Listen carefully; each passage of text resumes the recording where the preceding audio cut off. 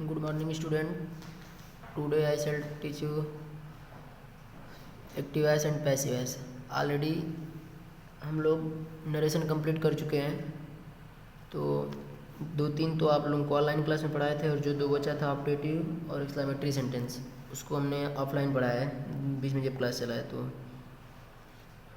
तो अब देखिए यहाँ से आज स्टार्ट कर रहे हैं active voice and passive voice. तो सबसे पहले इसका रूल देख लीजिए क्या होता है।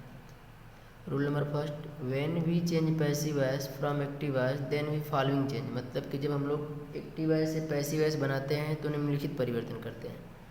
अब 2 कॉलम देखिए, एक है एक्टिव वॉइस का, एक है पैसिव वॉइस का। तो देखिए फर्स्ट रूल होता है कि एक्टिव वॉइस का जो सब्जेक्ट होता है उसको पैसिव वॉइस का क्या बना देते हैं, ऑब्जेक्ट, और जो एक्टिव वॉइस का ऑब्जेक्ट होता है उसको पैसिव वॉइस का क्या बना देते हैं, सब्जेक्ट। और एक्टिव वॉइस में मेन वर्ब चाहे फर्स्ट फॉर्म में दिया हो, चाहे सेकेंड फॉर्म में, चाहे थर्ड फॉर्म में, चाहे फोर्थ फॉर्म में, जब उसका पैसिव वॉइस बनाएंगे तो हम लोग कौन सा फॉर्म यूज करेंगे, थर्ड फॉर्म। तो सबसे पहले तो ये समझ लीजिए कि जो एक्टिव वॉइस और पैसिव वॉइस इसका मतलब क्या होता है। एक्टिव वॉइस का हिंदी होता है कर्तृवाच्य और पैसिव वॉइस का होता है कर्मवाच्य। तो एक्टिव वॉइस का मतलब होता है कि जिसमें कर्ता प्रधान होता है। जैसे मान लीजिए एग्जाम्पल के थ्रू हिंदी में बोलें, राम फल खाता है। तो देखिए फल खाने का प्रभाव किसके ऊपर पड़ा है, राम के ऊपर। तो जिसमें कर्ता प्रधान मीन्स की सब्जेक्ट की, मतलब कि सब्जेक्ट के ऊपर इफेक्ट पड़ता है उसको हम लोग बोलते हैं एक्टिव वॉइस। और जिसमें ऑब्जेक्ट के ऊपर इफेक्ट पड़ता है उसको बोलते हैं पैसिव वॉइस। जैसे मान लीजिए भाई हिंदी में बोले राम फल खाता है, तो इसमें एक्टिव वॉइस। वही बोले कि फल राम के द्वारा खाया जाता है, तो इसमें पैसिव वॉइस, क्योंकि फल राम के द्वारा नहीं, फल राम के द्वारा फल खाया जाता है। तो फल खाने का राम कर्म के ऊपर इसका प्रभाव पड़ा है, ऑब्जेक्ट के ऊपर। अब next rule, we use by before the object of passive voice. मतलब कि जब पैसिव वॉइस हम लोग बनाते हैं तो पैसिव वॉइस का ऑब्जेक्ट लिखने से ठीक पूर्व किसका प्रयोग करते हैं, बाई का। अब देखिए rule number third, 4 tense are not change into passive voice. मतलब कि 12 मान लीजिए कि टेंस के तीनों हैं, तीनों के यदि 4-4 पार्ट लें तो 12 होते हैं, तो उसमें से 4 पार्ट का पैसिव वॉइस नहीं बनता है।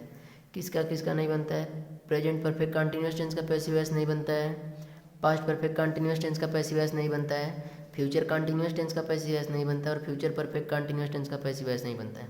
मतलब इन चारों का पैसिव वॉइस नहीं बनता है, और इन चारों को छोड़कर बाकी जो 8 बचे हैं पार्ट, उन सब का पैसिव वॉइस बनता है। तो अब यहीं से हम लोग स्टार्टिंग कर रहे हैं प्रेजेंट इंडिफिनिट टेंस से। अब देखिए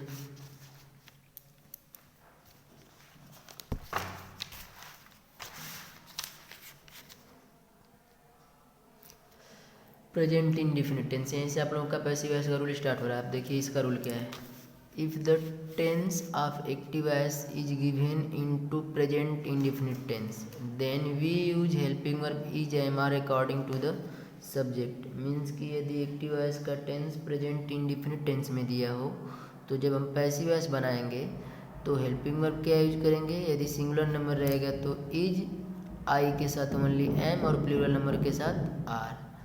अब देखिए जिस प्रकार आप लोगों को टेंस पढ़ाए थे उसमें 4 पार्ट बताते थे ना, affirmative sentence, negative sentence, interrogative first type, interrogative second type. तो पैसिव वॉइस में भी सेम वही 4 पार्ट रहेंगे। तो अब देखिए अफर्मेटिव सेंटेंस, अफर्मेटिव सेंटेंस में देखिए पैसिव वॉइस के लिए स्ट्रक्चर लिखे हैं, subject plus helping verb plus M B third plus by plus object और प्लस अदर वर्ड। अब एक आध 2 एग्जाम्पल की सहायता से पहले समझ लीजिए। देखिए राम calls to हरी। ये तो देखिए ये हमने लिखा है एक्टिव वॉइस। अब इस एक्टिव वॉइस का हमको बनाना क्या है, पैसिव वॉइस। तो देखिए पैसिव वॉइस के लिए स्ट्रक्चर क्या लिखे हैं, सब्जेक्ट ना, सबसे पहले हमको सब्जेक्ट चाहिए। तो देखिए ए है एक्टिव वॉइस का सब्जेक्ट और ए है एक्टिव वॉइस का ऑब्जेक्ट। तो हम बताया क्या थे जब अभी स्टार्टिंग में पेज पे, पहले पेज पे बताया इसका रूल कि जब एक्टिव वॉइस से पैसिव वॉइस बनाएंगे तो जो इसका सब्जेक्ट रहेगा वो पैसिव वॉइस का क्या बन जाएगा, ऑब्जेक्ट, और जो इसका ऑब्जेक्ट रहेगा वो इसका क्या बन जाएगा, सब्जेक्ट। तो देखिए सबसे पहले हमको क्या चाहिए, सब्जेक्ट। तो जो इसका ऑब्जेक्ट है उसको सब्जेक्ट बना लीजिए, तो हरी हो जाएगा।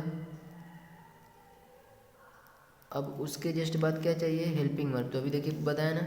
और कैसे हमको पता चला कि प्रेजेंट इंडिफिनिट टेंस में, क्योंकि देखिए एस आई एस किस में लगता है, प्रेजेंट इंडिफिनिट टेंस में।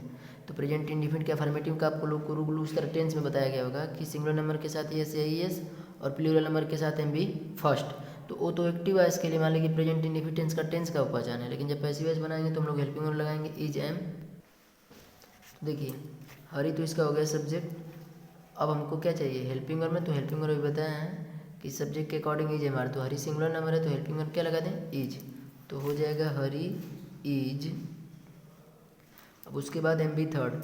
देखिए अभी बताया था इसमें कि एक्टिव वॉइस में मेन वर्ब चाहे किसी भी फॉर्म में हो, यहाँ पे लिखे थे कि एक्टिव वॉइस में मेन वर्ब चाहे किसी भी फॉर्म में, फर्स्ट फॉर्म में चाहे सेकंड फॉर्म में, थर्ड फॉर्म में चाहे फोर्थ फॉर्म में, लेकिन जब उसका पैसिव वॉइस बनाएंगे तो हमेशा कौन सा फॉर्म यूज करेंगे थर्ड फॉर्म। तो यहाँ पे भी हमारा कौन सा फॉर्म हो जाएगा कॉल का थर्ड फॉर्म हो जाएगा कॉल्ड। उसके जस्ट बाद क्या चाहिए बाई, तो बाई। अब उसके बाद चाहिए ऑब्जेक्ट, तो जो एक्टिव वॉइस का सब्जेक्ट है वो पैसिव वॉइस का क्या बन जाएगा ऑब्जेक्ट, तो बाई राम। एक और एग्जांपल देखिए आई एक्टिव वॉइस है, ए पैसिव वॉइस हमने बनाया है। अब एक्टिव वॉइस देखिए आई बीट टू हिम। अब देखिए है भी प्रेजेंट इंडेफिनिट में, क्योंकि देखिए प्रेजेंट इंडेफिनिट के अफर्मेटिव में सिंगुलर नंबर के साथ तो एस या एस लगाते हैं, लेकिन प्लूरल के साथ क्या लगाते हैं एम बी फर्स्ट, तो ए भी प्रेजेंट इंडेफिनिट में है। तो पैसिव ऐसे बनाएंगे हम लोग, तो सबसे पहले क्या चाहिए सब्जेक्ट। अब देखिए ही मैं ना, अब आप लोगों को मालूम होगा कि ही हिम हीज। देखिए ए रहा सब्जेक्टिव केस, ए ऑब्जेक्टिव केस, ए पॉसेसिव केस। तो अब ये भी रूल होता है कि जब सब्जेक्ट को ऑब्जेक्ट में चेंज कर रहे हैं तो उसका ऑब्जेक्टिव केस चाहिए, और जब ऑब्जेक्ट को सब्जेक्ट में चेंज करें तो उसका सब्जेक्टिव केस चाहिए। मीन्स कहने का मतलब ये है कि यहाँ पे आई तो सब्जेक्ट है, तो जब इसका पैसिव वॉइस बनाएंगे तो ऑब्जेक्ट हो जाएगा, और जो हिम इसका ए तो रहा सब्जेक्ट और ए इसका ऑब्जेक्ट, तो ये जो इसका ऑब्जेक्ट है इसको हमको क्या बनाना है सब्जेक्ट। तो देखिए हिम तो यहाँ पे ऑब्जेक्ट है और ऑब्जेक्टिव केस में भी है, और इसको हमको बनाना क्या है सब्जेक्ट। तो हिम का देखिए सब्जेक्टिव केस क्या है ही ना, तो यहाँ पे जब पैसिव वॉइस हम लोग बनाएंगे तो हो जाएगा क्या ही। अब उसके जस्ट बाद हमको क्या चाहिए हेल्पिंग वर्ब, तो ही सिंगुलर नंबर इसलिए हेल्पिंग वर्ब लगाएंगे क्या इज। उसके बाद एम बी थर्ड, तो बीट का क्या हो जाएगा बिटेन। उसके जस्ट बाद चाहिए हमको बाई, तो बाई और टू को हटा देंगे क्योंकि टू का सेंस बाई में आ जाता है। अब देखिए अब चाहिए ऑब्जेक्ट ना, तो जो सब्जेक्ट है उसको ऑब्जेक्ट बनाएंगे, तो देखिए आई मी माई, ये तो सब्जेक्टिव केस, ये ऑब्जेक्टिव केस, ये पॉसेसिव केस। तो ये तो सब्जेक्ट है तो सब्जेक्टिव केस में था, ये सब्जेक्ट है तो सब्जेक्टिव केस में, लेकिन अब इसको हमको बनाना क्या है पैसिव वॉइस का ऑब्जेक्ट, तो इसका ऑब्जेक्टिव केस चाहिए, तो आई का ऑब्जेक्टिव केस क्या है मी, तो by me. Thank you, have a nice day.